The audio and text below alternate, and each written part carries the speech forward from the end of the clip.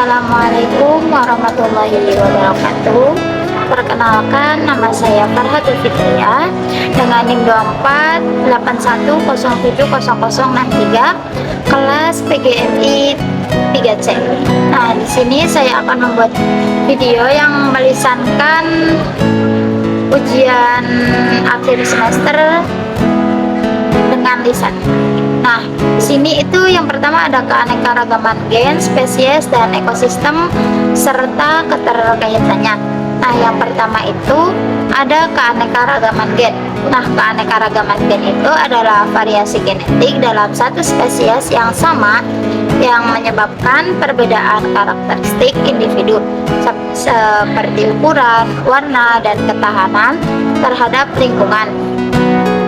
Nah, contoh yang ada di Indonesia itu seperti varietas padi, IR64, Ciherang Inpari, dan kelapa hijau dan kelapa gading.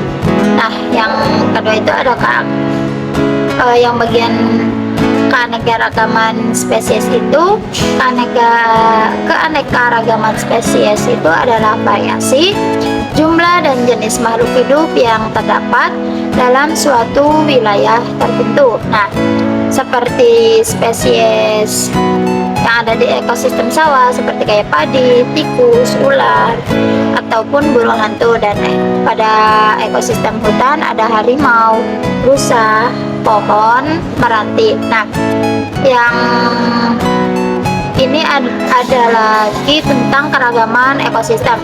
Nah, keanekaragaman ekosistem adalah variasi ekosistem yang terbentuk dari interaksi antara komponen biotik dan abiotik menurut Primek 2014. Nah, contohnya di Indonesia itu ada hutan hujan tropis, mangrove, terumbu karang, dan sawah. Nah, dari ketiga tersebut, analisis keterkaitannya, keanekaragaman itu saling berkaitan. Nah, keanekaragaman gen itu meningkatkan kemampuan adaptasi spesies.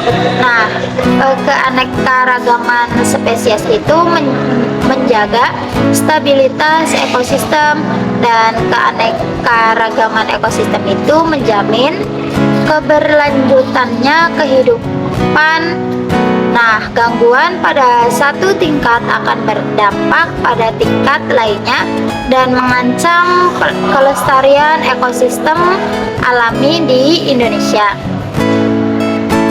Nah, di nomor 2 itu ada tentang penjelasan jaring-jaring makanan sawah dan dampak pestisida yang berlebihan. Nah, jaring-jaring makanan ekosistem sawah itu yang pertama itu ada produsen, itu adalah padi. Bagian yang konsumen tingkat satunya itu ada tikus dan belalang. Konsumen tingkat 2-nya itu ada ular burung, dan konsumen tingkat 3-nya itu ada elang. Nah, dengan pengurai bakteri dan jamur.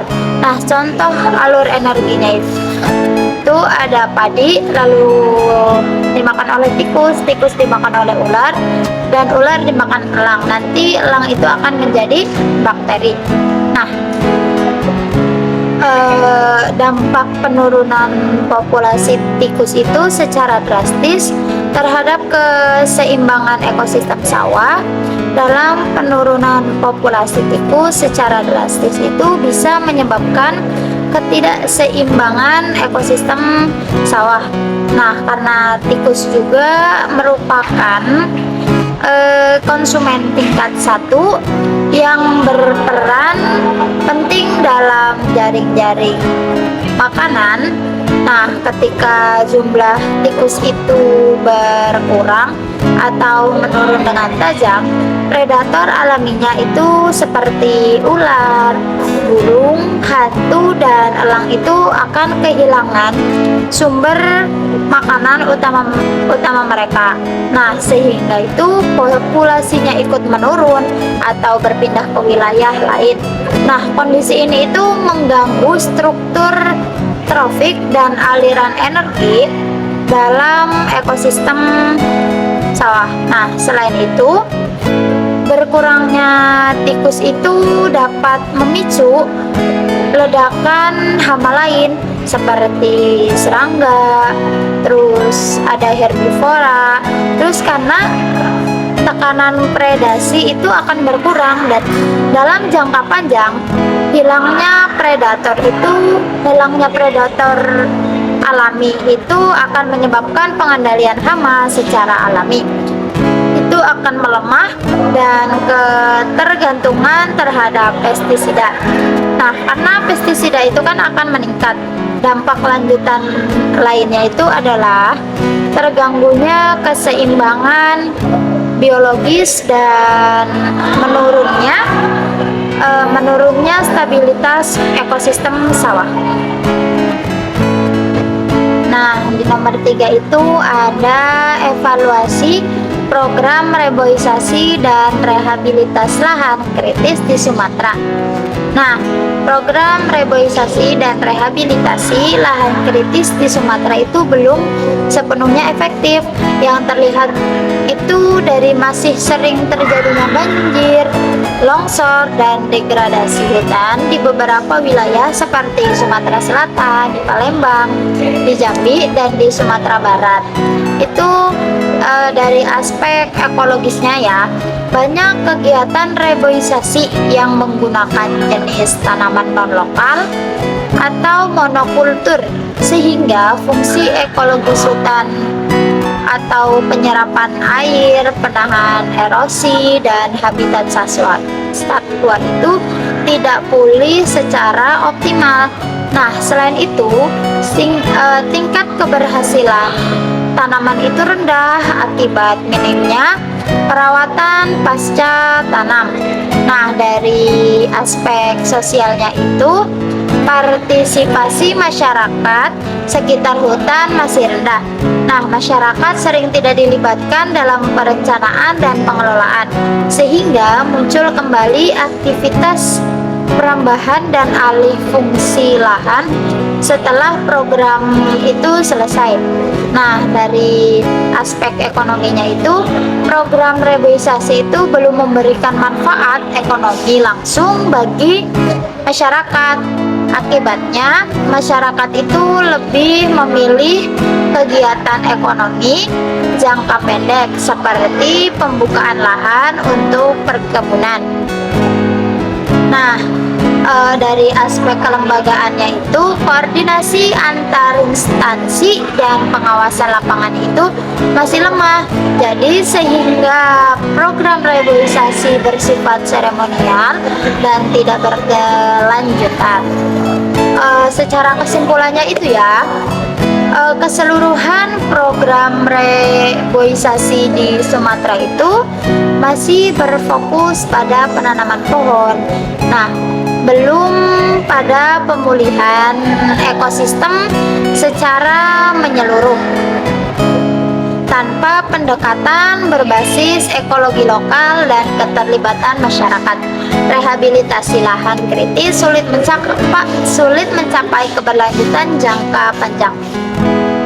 Nah, pendidikan konservasi DMI atau SD itu perlu dikembangkan melalui pendekatan yang kontekstual dan partisipatif dengan mengaitkan materi pembelajaran pada isu lingkungan lokal yang dekat dengan kehidupan siswa seperti banjir, kerusakan hutan, atau pencemaran lingkungan. Nah, pembelajaran itu sebenarnya berbasis proyek nyata, misalnya menanam pohon lokal, pengelolaan sampah, atau kampanye hemat air yang dipadukan dengan empiri dan refleksi, sehingga siswa itu dilatih berpikir kritis dan mampu merumuskan solusi sederhana. Nah, integrasi kearifan lokal serta kolaborasi dengan masyarakat sekitar penting untuk menumbuhkan kesadaran bahwa konservasi merupakan tanggung jawab bersama. Penilaian tidak hanya berfokus pada aspek kognitif, tetapi juga pada sikap dan tindakan nyata siswa, sehingga pendidikan konservasi mampu membangun atensi lingkungan dan kepedulian berkelanjutan sejak dini. Ada desain pembelajaran. PBL tentang materi alat indera di MI atau SD.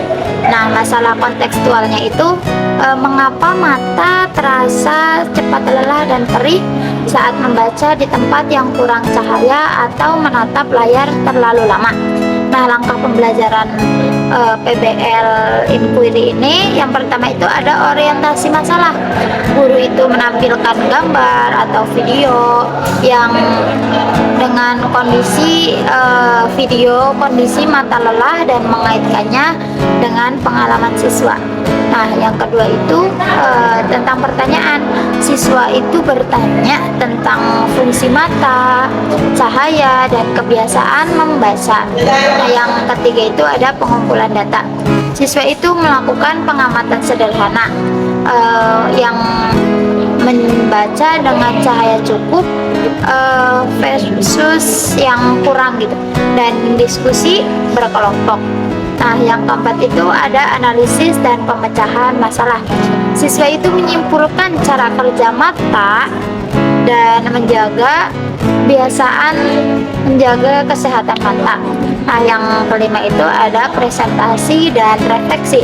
Nah, kelompok mempresentasikan hasil dan guru itu menegaskan konsep ilmiah yang benar, keakuratan konsep ilmiah. Terus alat indera itu menerima rangsang atau cahaya, bunyi, bau, rasa, dan sentuhan. Mata itu bekerja secara optimal dengan pencahayaan cukup. Nah, kelelahan mata dipengaruhi oleh kebiasaan, bukan merusak secara permanen, tetapi juga kesesuaian tahap perkembangan kognitif siswa. MI berada pada tahap operasional konkret, sehingga pembelajaran itu menggunakan pengalaman langsung, pengamatan sederhana, gambar, dan diskusi konkret. Nah, antisipasinya itu miskonsepsi. Nah, miskonsepsi itu seperti membaca membuat mata rusak. Nah, klarifikasinya itu yang mempengaruhi adalah pencahayaan dan durasi, bukan aktivitas membaca itu sendiri. Nah, ada lagi miskonsepsinya itu alat indera itu bekerja sendiri. Nah, tapi klarifikasinya itu alat indera bekerja bersama otak. Nah, cukup sekian yang bisa saya sampaikan dan jelaskan mengenai keterkaitan dengan UAS IPA. Saya tutup. Wassalamualaikum warahmatullahi wabarakatuh.